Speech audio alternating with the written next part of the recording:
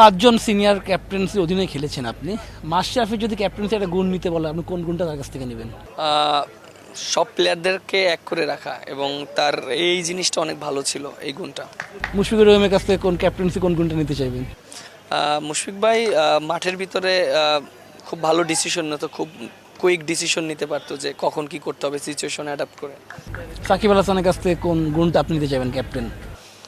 সাকিব ভাই অবশ্য তার ফিল্ড প্লেসমেন্ট বলেন এবং কোন বোলারে কোন সময় ইউটিলাইজ করলে ভালো হবে সেই জিনিসগুলো ভালো ছিল।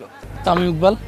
তামিম ভাই অবশ্য তামিম ভাই যে গুণগুলো ভালো ছিল, আপনি দেখেন যে ওয়েস্ট ইন্ডিজে আমি খেলেছিলাম, তার আন্ডারে খেলেছিলাম, সাউথ আফ্রিকায় খেলেছিলাম।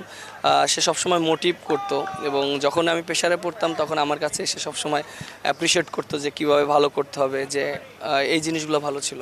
মাহমুদুল্লাহ রিয়াদ? রিয়াদ ভাইয়ের যে জিনিসগুলো ভালো ছিল যে প্লেয়ারদের ভিতরে সবার সাথে কমিউনিকেট করতো এবং প্রেশার সিচুয়েশনে বোলারদেরকে সবসময় হেল্প করতো যে কোন সিচুয়েশনে কীভাবে ভালো করতে হবে। ম্যাচ 2024 সালটা স্বপ্নের মতো গিয়েছে আপনাকে। টেস্ট বলি, ওয়ান ডে বলি, 1000-এর উপরে রান রয়েছে, অনেক উইকেট রয়েছে। এবছরটা না জানতে চাচ্ছিলাম, বছর শেষ হয়ে যাচ্ছে, এখন শেষ প্রান্তে এসে কেমন গিয়েছে আপনার নিজের মূল্যায়নটাকে, আপনার পারফরমেন্স? না, আলহামদুলিল্লাহ 2024 সালটা আলহামদুলিল্লাহ খুবই ভালো গিয়েছে আর এটা কন্টিনিউ করতে চাই। আর দেখেন যে সবার একটা ছিল যে আমি ব্যাটিংয়ে হয়তো ভালো করতে পারছি না বা হচ্ছে, বাট আস্তে আস্তে নিজেকে প্রমাণ করতে, আমি জানি না 100% পারছি কিনা, বাট চেষ্টা করছি স্টিল।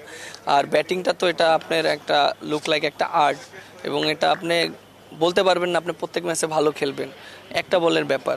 সো এখানে অনেক কষ্ট করতে হবে, হার্ডওয়ার্ক করতে হবে, সো এটাই চেষ্টা করছি।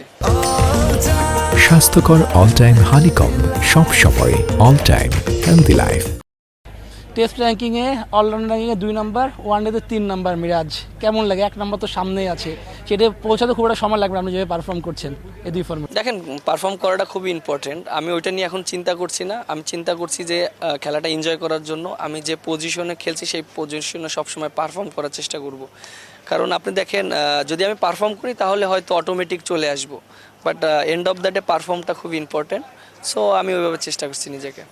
ফিল সিমন্সের অধীনে খেলেছেন, কোচ হিসেবে তাকে কীভাবে মূল্যায়ন করবেন, তার কোচিং কৌশলটা কীভাবে দেখবেন? না, খুবই ভালো, পজিটিভ মাইন্ড সেট আপ।